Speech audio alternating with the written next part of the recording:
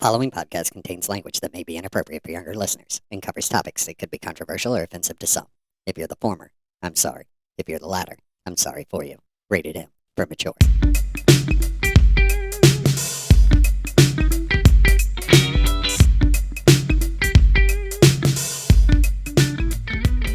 Hello, friend. Welcome. Or welcome back. Either way, know you're appreciated. Today, we're going to explore some topics that might upset you a little. It's going to challenge the way you think about yourself or view yourself. You are not a free thinker. You are not a leader. The vast majority of people listening to this are conformists. You're sheep. It's not your fault. You want to think you're a free thinker. You want to believe that you don't go with the flow. But the reality is most of us do. And it's a combination of a couple factors that play into that. One, by our very nature, we want to be told what to do, where to go, how to get there. It's just easier, right? Somebody tells me what to do, that is easy for me. I don't have to think. This is a byproduct of a couple of factors, right? There is tribalism, a bastardized version of tribalism. Tribalism was originally deemed objectively to be a representation of these small groups that we, as early man, kind of found ourselves in as hunter-gatherers, and we had a sense of loyalty to our group and relied on one another to keep each other alive, and therefore we're very loyal to one another. The other factor that will play into this is herd mentality or mob mentality. Two words for the same phenomenon. The fact that you can be pressured into, and pressured in this sense is just a feeling of pressure applied to oneself based on social norms or conforming, going with the flow, that's very powerful and is proven time and time again through different studies by any number of very prominent figures that have shown this over time, which is why it actually has names. Now, I know you're sitting there and you're going, I'm not a sheep. I think on my own. I make my own decisions. You're not talking to me. I probably am. Have you ever been to the bank, walked into the lobby, you are the only person there? What do you do next? I'm willing to bet that you walk into the rope maze, wind around, get to the front, and wait for the next available teller to wave you over.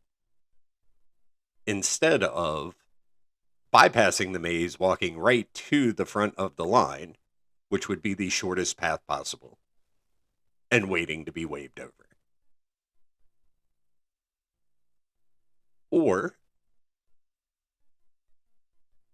you've walked into a restaurant and there is a podium at the front, nobody there,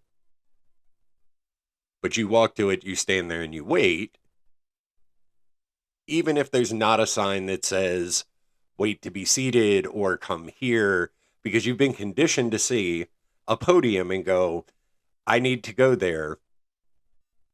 There's going to be a person who's going to tell me where to sit, ask me how many people in my party, whatever the case is. You have been conditioned to follow these unspoken rules, as it were. You no longer make a free choice, especially in the bank example. You walk in, no one else there, and you walk through a maze to get to a front of a non existent line versus walk around and go to the spot. Now, those are very simple examples of me calling out, you're not a free thinker, but it is an example of how you have been trained to follow social norms, as it were. Now, why would we be talking about something like this right now? The reality is we're in an election year. We have Sleepy Joe and Convict Don out on the campaign trail, and you have a large portion of Americans that are blindly following one or the other because of a warped sense of tribalism. I am Republican, and therefore Trump Republican, I Republican, I vote Trump. I am Democrat, and Biden is Democrat. He is the candidate, therefore doesn't matter what he says, what he does, I'll vote Biden. Um, so again, tribalism. Let's talk about that again for a minute. Tribalism originally had to do with our small social groups, and you would have had the most physically imposing person become the leader de facto because they were bigger, stronger, faster, and the rest of the people within the group followed that one leader, but they all served to function as a support system for one another because they needed one another to stay alive. Therefore, there was a fierce loyalty to their tribe. As the world has expanded and the internet and social media, the invention of the telephone and different forms of travel that allow you to cover large distances in a short amount of time, the concept of the small group no longer necessarily applies. Your tribe now more frequently is applied to a religious or a political belief, right? When we talk about tribalism, it's what group do you fall into, and you're no longer geographically locked. It's no longer a small group that relies on one another to for their survival. It is who shares my ideology, and I am fiercely loyal to that tribe. And this has in recent history been more and more prevalent when you compare that to the expanse of human history.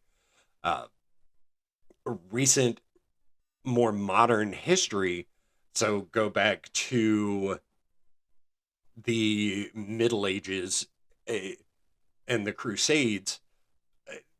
The majority of conflicts on this planet have been fought in the name of religion. We blindly follow what our religious leaders tell us because they're now not the bigger, faster, strongest, right? We no longer have leaders ascend based strictly on physical dominance, right? You're not the guy that can physically dominate somebody, and therefore that makes you the leader. Because humans evolved and technology helped us offset how the physical dominance can be offset by tools or weapons. So now the small guy can beat the big guy, or the small girl can beat the big girl because of weapons. The smarter person, the more charismatic person, people with innate leadership qualities will rise to be a leader, both good and bad. Um, and we'll talk more about that as we progress through here. The reality though is that huge followers of these leaders, whether it was religious leaders, political leaders, whatever the case was, just blindly followed out of a sense of obligation to the person that was leading their tribe. And that tribe can be Christianity, Catholicism, Judaism, Buddhism, whatever the case is, Republican, Democrat, conservative, liberal, uh, insert your group here. Small group of leaders, large group of followers, blindly following. Now, is it wrong to be a follower? No, there has to be followers, right? Not everybody can be a leader. There aren't available spots for people to be leaders. Everybody can't lead. You have to have followers. Leaders aren't successful without good followers. But there is a difference between a good follower or having good followership and blindly following. The free thought category comes in when you, again, you blindly follow. I'm going to go with it because I'm not going to challenge it or evaluate what the direction provided was on its merit. I'm just going to follow because that's what the rest of the people in the group want, and I don't want to be viewed as different or less than or weird within my grouping. And that's that internal pressure that we apply to ourselves to fit in, and how these things impact the decisions we make or don't make, as it were. So let's look at it from the stance of this election cycle, right? Again, we're presented with Biden and Trump arguably right now. In I think one, we talked about this in Left, Right, and Center. The fact that it's a two-party system limits the number of choices that we have, but you have people that are just falling in line blindly behind these two candidates. We don't examine anything on its merit.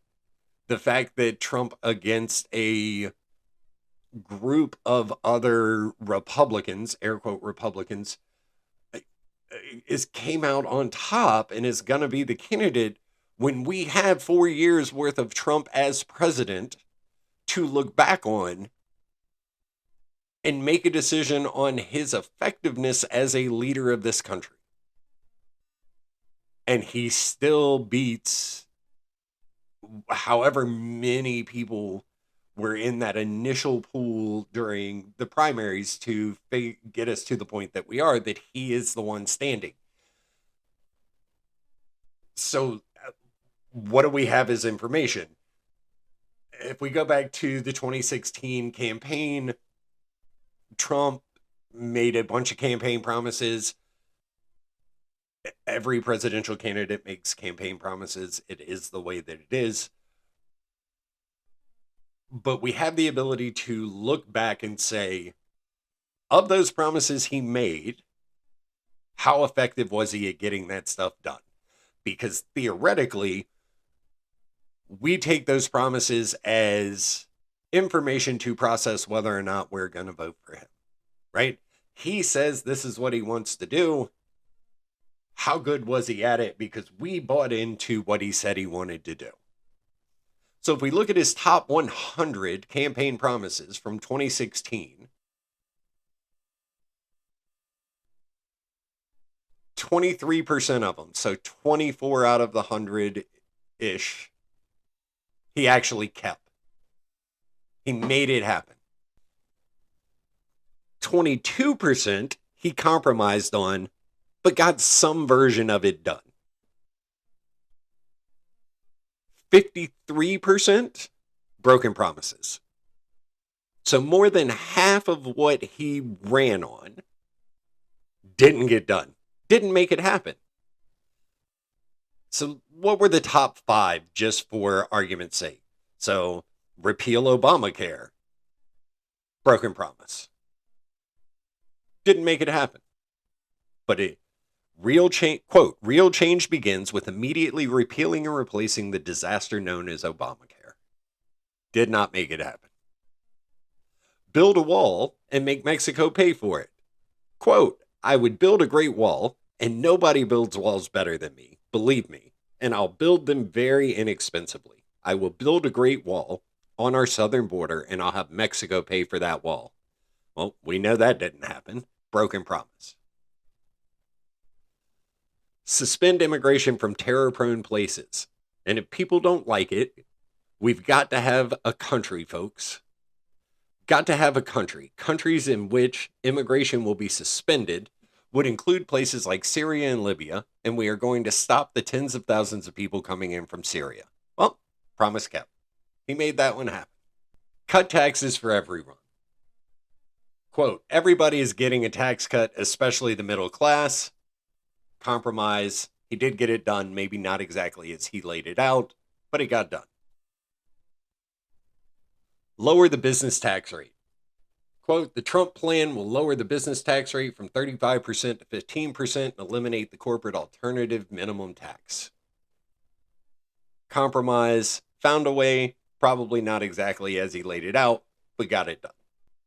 Over the course of his 4 years in office, 53% of the promises he made on the campaign trail, here's what I'm going to do if I'm president, didn't get done. So we greatly overestimate, one, the power of the president, right?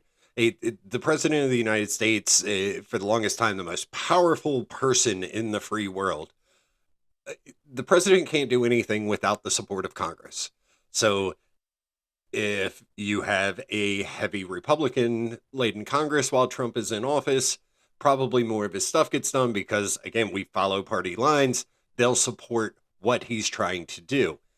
Because he is such a hardliner on how he does it, there's very little bipartisan support. So if you have a Democrat-heavy Congress, you're not going to have that support. So he can say whatever he wants to say on the campaign trail. It does not equal action by the time he makes it into office. But set that aside for a second. We know what his track record was. And 53% of what he said he wanted to do out of the top 100 things he said didn't get done. And Republicans, his core, that core base went, we know more than half the time he didn't accomplish what he said he was going to accomplish, but we're going to listen to him again and it'll be better this go round. That's tribalism. That's people following blindly and conforming to what the rest of their peer group, Republicans, want. So Biden is still got some time left, but we can look at Biden the same way. So of Biden's top 100 so far, 28% of the promises he made on the campaign trail have been kept. 9% have ended in compromise. 3% broken. 28% are currently stalled, meaning no progress being made on them at all. And another 28% are quote unquote still in the works. Now, again, in fairness, Biden still has time. But right now, he's only got a 40% success rate. Slightly less than that. About 3% less than that. So 37% success rate. Let's look at his top 4. The first one is kind of laughable. Get COVID-19 under control. Quote, I'm never going to raise the white flag and surrender. We're going to beat this virus. We're going to get it under control, I promise you. And that is being rated as a promise kept. I find that kind of funny. COVID is still there. It would not have been Biden by himself that would have got COVID-19 to the state of control that it's currently in. That is far outside the power of just the president of the U.S. I think that is a huge undertaking by the world in general, but hey, they're giving him credit for it, so we'll roll with it and say promise kept. Get bipartisan cooperation on the economy. Quote, look, folks, we're going to bring Republicans and Democrats together and deliver economic relief for working families and schools and businesses. I promise you. That one's being listed as a compromise.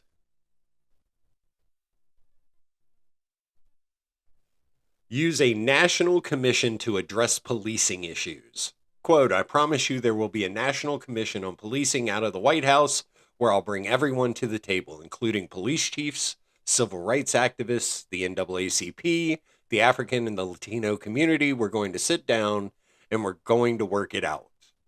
That is currently stalled.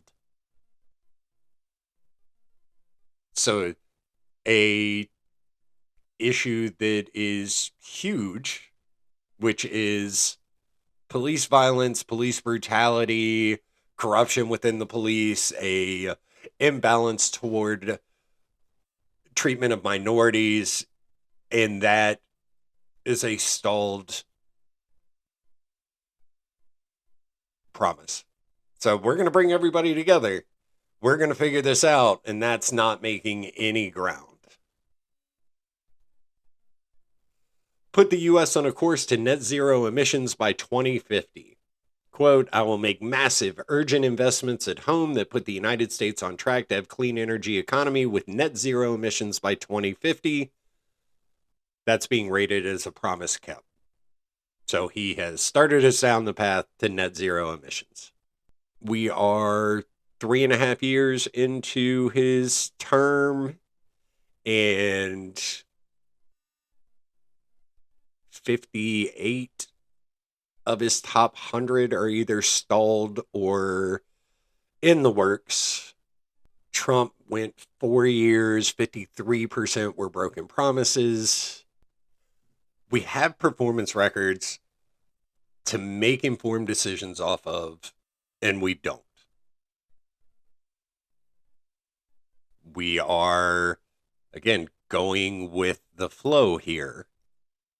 And we ended up, one, with a guy who more than half the time didn't deliver on what he said he was going to. And on the other side of the ticket, you've got a guy who is the incumbent and really doesn't get challenged, although he could. The way our political system is designed, you could have had a Democrat step up and run against Joe in the primaries to get that nomination. You could have had another Democrat candidate come in and go, you're not delivering, you're not performing to the expectation, I'm going to challenge you for this nomination. But we just don't do that. We go with, oh, he is the president, and we're going to roll the dice and keep it going. I know what you're thinking. You're thinking, you're stretching, Dave. You're making a argument to show politics and the Trump Biden as us being blind followers or a tendency for the masses to follow blindly. All right, fine. Let's look at 3 domestic. So when I say domestic, U.S. bound instances of things that maybe in escalating nature will show that, again, people want to follow. They will go with the flow, that the majority of us can be influenced or be a conformist to a group that. So 1974, the year I was born, Bonnie Nettles and Marshall Applewhite, more cordially known as Ty and Do, founded a group called Heaven's Gate. So Ty and Do believed they were the 2 witnesses from the book of Revelations in the Bible. They claimed to be aliens who would lead people to heaven in a spaceship. Their theology combined elements of Christian millennialism, New Age, and ufology. Their followers believed they could transform into immortal extraterrestrial beings by rejecting their human nature. March 26, 1997, authorities found 39 members of the Heaven's Gate group dead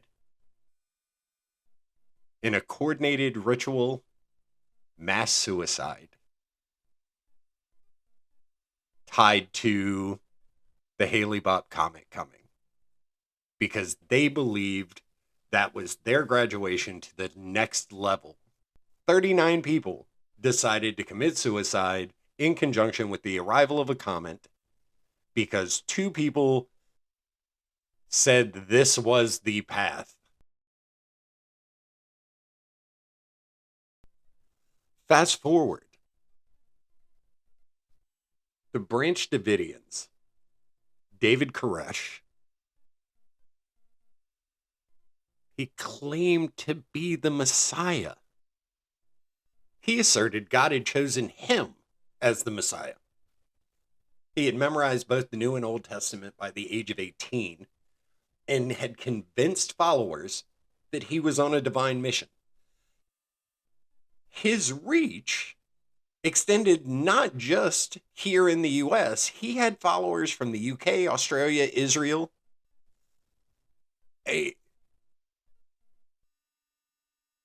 How somebody can get a message that moves around the world, especially in that time, right? We're talking the 90s, at this point, late 80s, early 90s.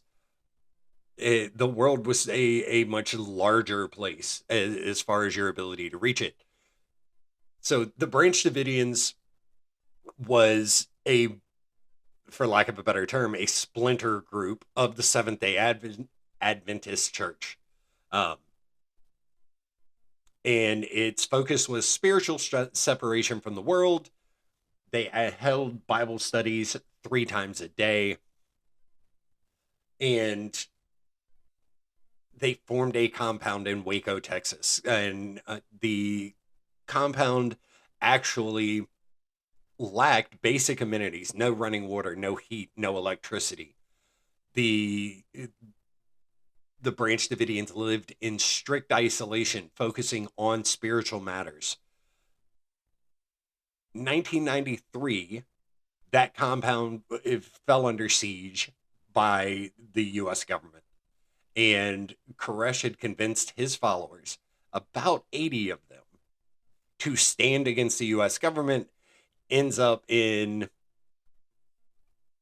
taking up arms against the FBI, a fire that Congress, during an investigation, deemed that Koresh and his followers intentionally set, ends up being the cause of death for 80 people plus Koresh. Again, here is a group of people that found people who shared their ideology, and they gravitated toward this very charismatic individual, and it led them to their death. So 39 people in 97 with the Heaven's Gate group.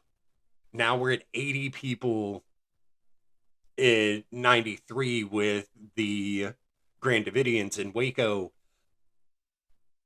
Let's go to one of the most tragic instances in history that will indicate that we will follow blindly and do things. So November 18th, 1978, the Jonestown Massacre.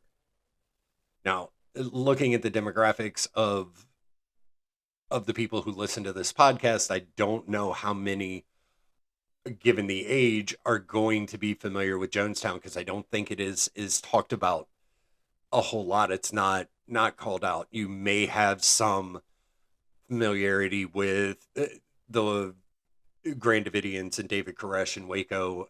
There have been more recent movies made about that. Heaven's Gate is again much more recent history. Now we're going back to the late 70s, and 900 people technically more than 9, but we're going to round 900 people, 300 of which were 17 years or younger, died at the People's Temple compound in Gaia. People's Temple was founded by Jim Jones. He ran it from 1955 to 1978 when it came to a very tragic end. The vast majority of the 900 people that died at Jonestown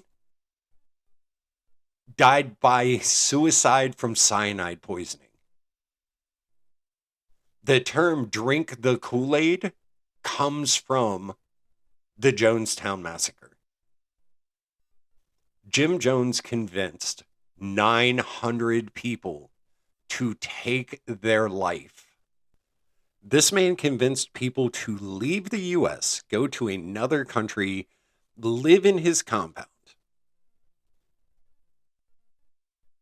Actually, on at least 2 occasions, conducted what was called white nights, which were dress rehearsals for revolutionary suicide. So during this, according to Temple defector Deborah Layton, everyone, including the children, was told to line up. As we passed through the lineup, we were given a small glass of red liquid to drink. We were told that the liquid contained poison and that we would die within 45 minutes. We all did as we were told. When the time came when we should have dropped dead, Reverend Jones explained that the poison was not real and that we had just been through a loyalty test.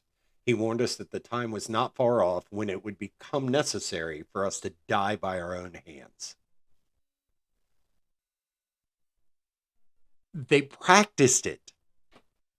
You did dress rehearsals at least twice. And what sparked the final actual act? So a congressman went down because there were reports of human rights violations coming out of Jonestown. So you have Congressman Leo Ryan and his group go down to investigate what's happening. And during that time, you have some people who claim they want to leave. There is a bit of a skirmish within the actual Jonestown community, but what ends up happening is Reverend Jones, and God, Reverend is a very loose usage of that term, but Jim Jones allows Congressman Ryan and his group and the people who want to leave Jonestown and return to the airport, at which point in time he sends his Red Guard to the airport to actually attempt to kill everyone that's trying to leave.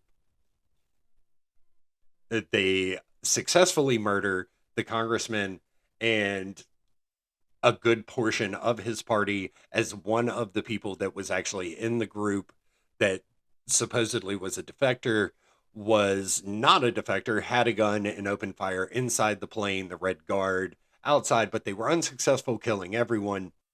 And at this point, Jones recognizes that what's happening there is going to find its way back to the U.S. because they did not kill everybody, and decides that the revolutionary suicide is now for real the only option.